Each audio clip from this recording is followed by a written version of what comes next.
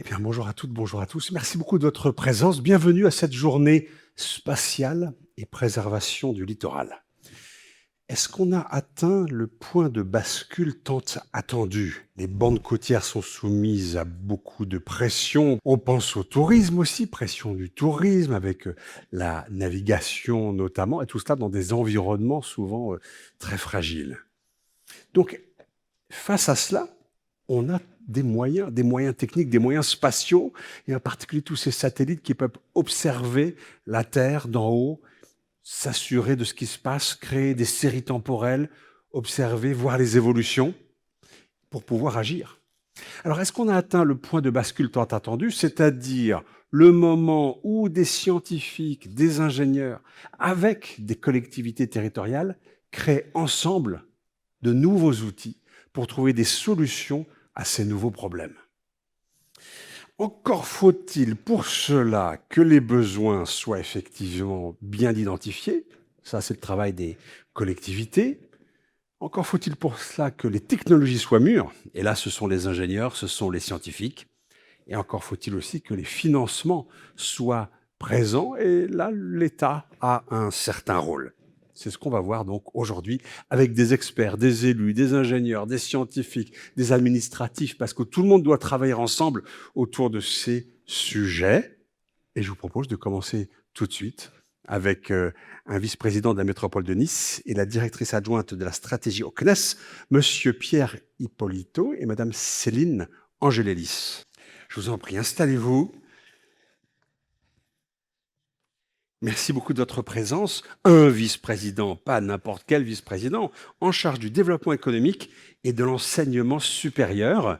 Alors peut-être on peut commencer déjà ces introductions en parlant de cette métropole de Nice où nous nous trouvons. Pierre Ippolito, euh, c'est un terrain d'innovation. C'est un terrain d'expérimentation aussi. Vous avez envie, vous êtes prêt à accueillir comme ça des applications qui arrivent et dire, oh, on va essayer, on va tenter, on va voir ce qui se fait.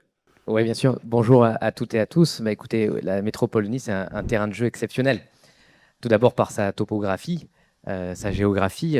Je sais que Céline en parlera peut-être mieux que moi, mais on commence à la mer et on va jusqu'aux cimes de la montagne du Mercantour. Donc, on a différents climats, différents environnements.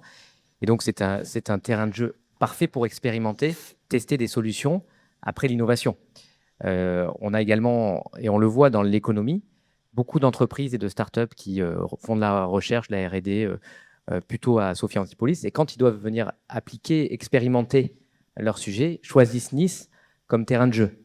On a également les aires marines protégées, notamment celle du Cap Ferrat, sur lequel on se doit d'être aussi dans l'expérimentation, dans la donnée. Moi, je crois beaucoup, et je pense que c'est le rôle d'une collectivité, de mettre à disposition des environnements pour capter cette donnée-là qui doit servir à tracer l'histoire pour prédire l'avenir. On n'est pas ici pour tout interdire, on n'est pas ici pour prôner de la décroissance, on est ici pour prôner une croissance durable, une croissance responsable. Et la meilleure façon d'être responsable, c'est d'avoir les bonnes données pour prendre les bonnes décisions et utiliser les technologies d'aujourd'hui et de demain pour accompagner justement cette croissance, créer de la valeur. On est également une métropole avec un territoire universitaire et de recherche exceptionnel. On a l'Observatoire de la Côte d'Azur, on a le centre à Villefranche, on a également donc, le laboratoire océanographique de Villefranche également.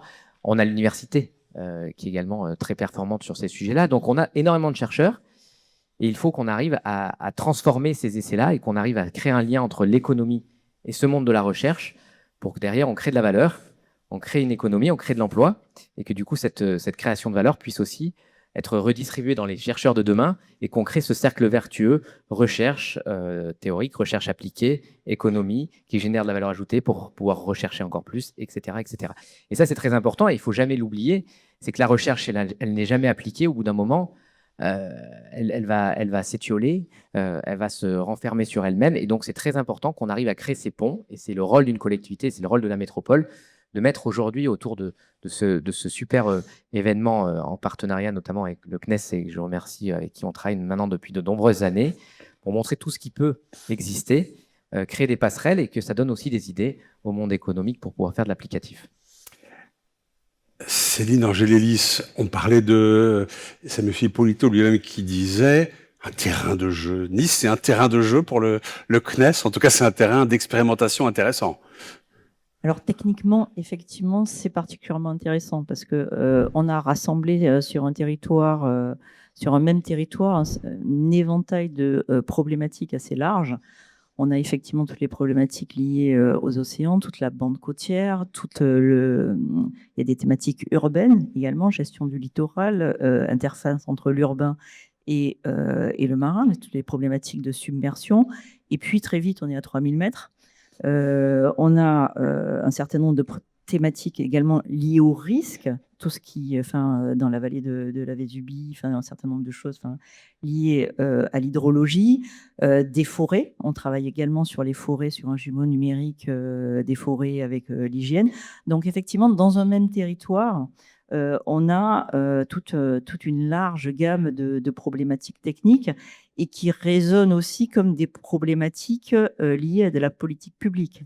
Et tout l'intérêt du spatial, effectivement, je rebondis sur ce que disait M. Hippolito, c'est bien d'être là pour éclairer les politiques publiques, éclairer les décisions liées à ces politiques publiques et ensuite suivre l'avancée, effectivement, de l'implémentation de toutes ces politiques publiques.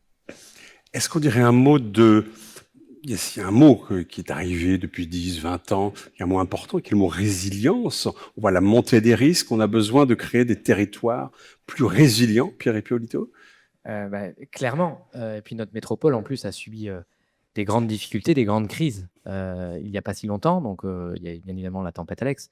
Aline, on a quand même enchaîné les catastrophes. On a les risques de tsunami. Vous l'avez vu, il y a un plan de tsunami qui a été mis en place également. Donc, ça fait combien de temps qu'il n'y a plus de tsunami? Ça fait longtemps quand même. Mais il est prévu d'en avoir au moins un dans les 50 prochaines années. Voilà, c'est ça. Statistiquement, oui, non, mais il faut voir. Il faut mieux prévoir. Prendre ça avec beaucoup de sérieux. Il faut qu'on soit un territoire résilient parce que, à la fois pour préserver la première ressource, c'est la vie humaine, déjà, premièrement.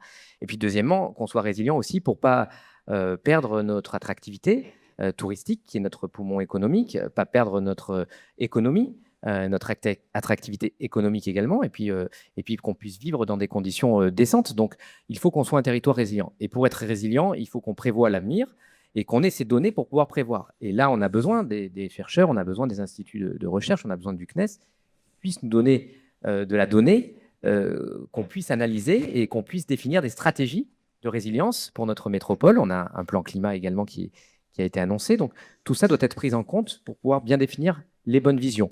On a le littoral, bien évidemment, on a le moyen pays, on a le haut pays, et tout ça doit être coordonné pour préparer l'avenir et être serein sur le fait que, quoi qu'il arrive, on sera prêt à réagir et on aura au maximum anticipé les risques. Vous savez, moi, je viens du privé. Dans le privé, une entreprise, elle fait tout pour essayer d'analyser ses risques pour pouvoir éviter de la perte.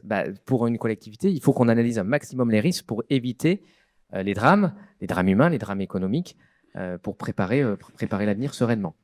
Alors, on l'a compris, il se passe énormément de choses ici sur la métropole de Nice. Vous expérimentez beaucoup de choses liées au spatial en particulier. Et vous l'avez dit, vous avez, une préoccupation, c'est de transformer tout cela en sonnante espèce et trébuchant, en espèces sonnantes et trébuchantes. En développement économique.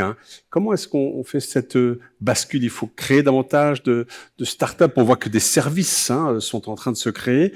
Il y a déjà des entreprises ici sur la métropole qui assurent ce genre de services. Comment est-ce que vous voyez cette bascule là aussi vers quelque chose de plus Il y a plusieurs points. C'est déjà, il faut profitable. Faut communiquer et faire savoir. Donc c'est ce genre d'événements qui sont déjà aussi font partie de la chaîne de réussite, c'est de faire savoir au plus grand nombre et connecter les personnes. Connecter les chercheurs avec des entrepreneurs, avec des startups, avec une filière.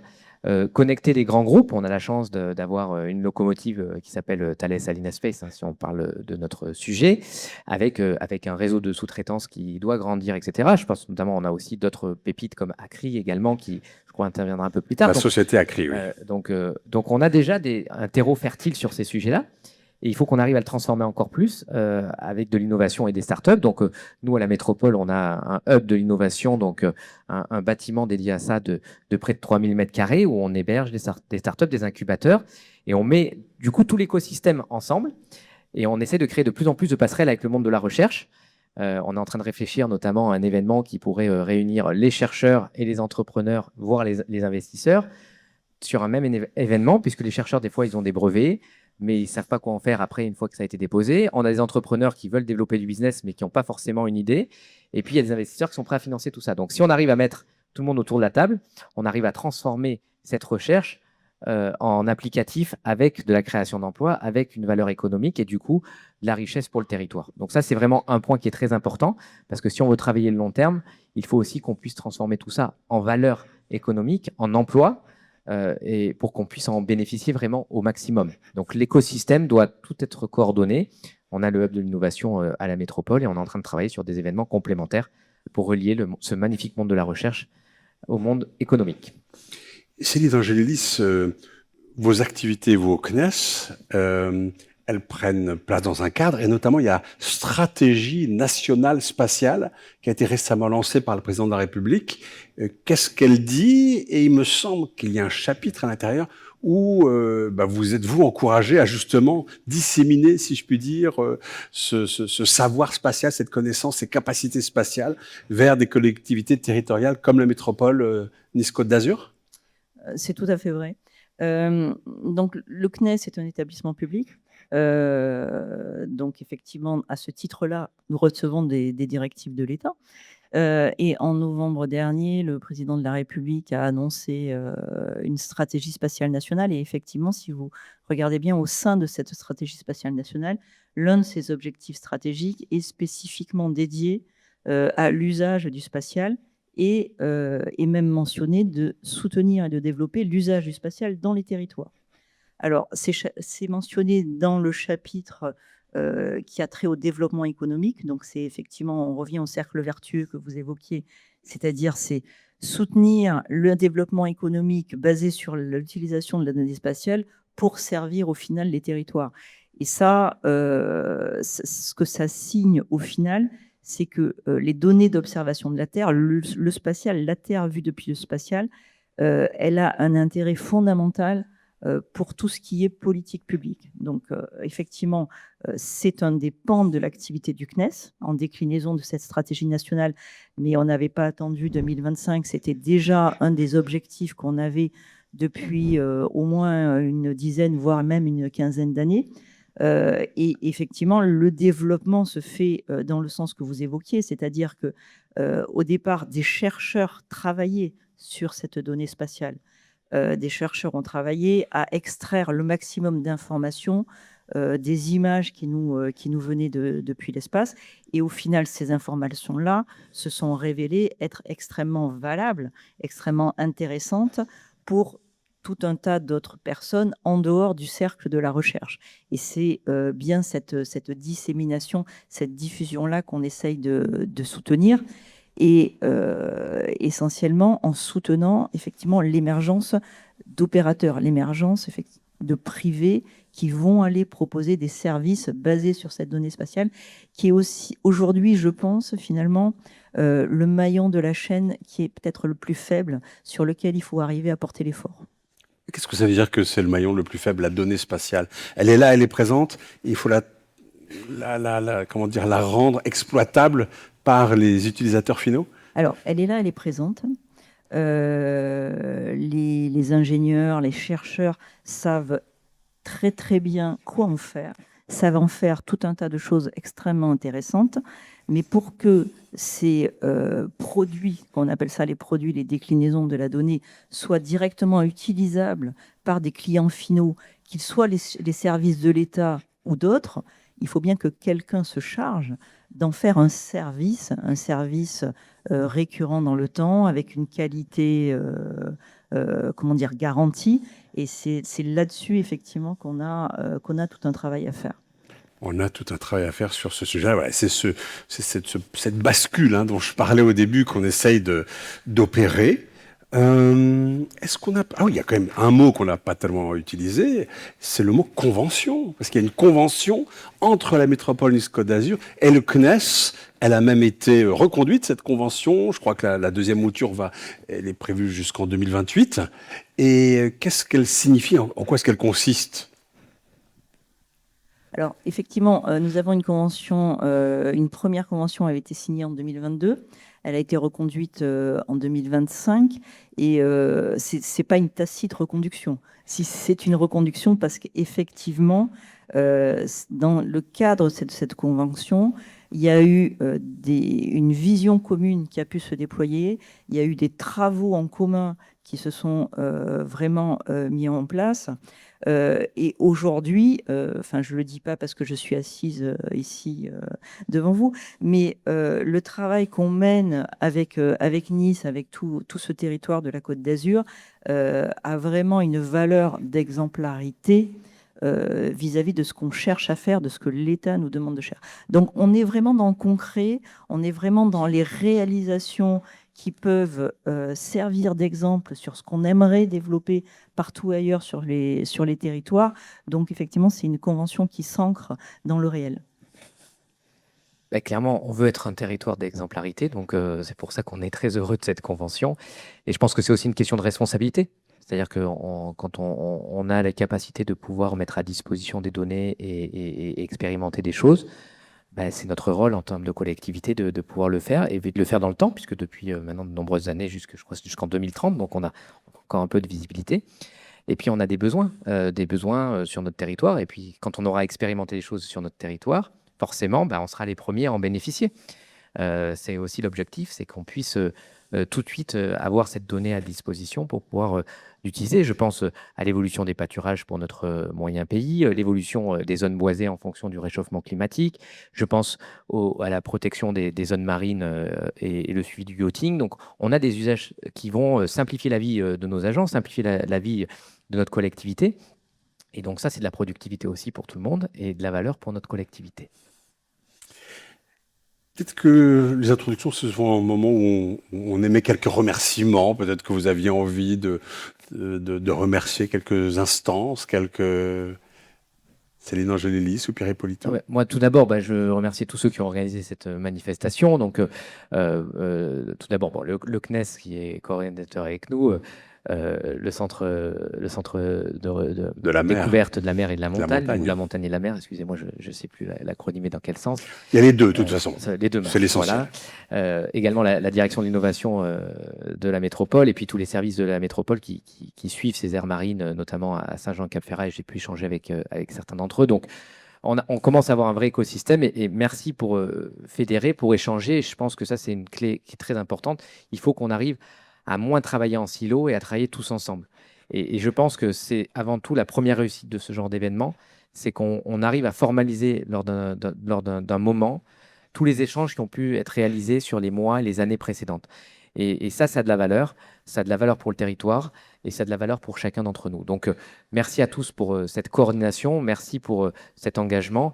Merci pour continuer à faire vivre cette convention, parce qu'une convention, c'est pas juste un morceau de papier, c'est des échanges quotidiens. Et si on veut pouvoir la renouveler en 2030 avec envie et plaisir, eh ben, c'est le travail aussi d'aujourd'hui qui se prépare. Oui, donc à tout ça, effectivement, j'adresserai également mes remerciements, Monsieur le vice-président, parce que effectivement, il y a un territoire, il y a des services de l'État qui ont vraiment une belle dynamique ici et qui contribuent énormément à faire avancer le sujet qui nous intéresse. Mais le soutien politique est essentiel. Ça, et ici, les politiques en sont convaincus et c'est aussi pour ça que ça avance. Et puis j'ai un autre remerciement aussi à ajouter effectivement aux personnes que vous avez mentionnées, parce que j'aimerais vraiment remercier spécifiquement Didier Lapierre. Voilà, je le cherchais des yeux, j'ai fini par le trouver. Voilà. Où est-il, Didier Lapierre? Voilà. Et aussi Didier Lapierre, parce il est que là. Didier a été vraiment l'artisan de ces conventions, l'artisan de ce travail en commun et de la mise en place de cette dynamique. Donc Didier prend sa retraite bien méritée. Non. Avec de tels compliments, il va rester encore un peu, je suis. Mais vraiment, vraiment, merci Didier pour tout ce que tu auras fait sur le sujet. C'est vraiment grâce à toi. Bravo Didier, merci beaucoup encore une fois. Parfait. Écoutez, je vous propose de rester là. Madame Angélis, on compte pour vous pour la conclusion de la journée.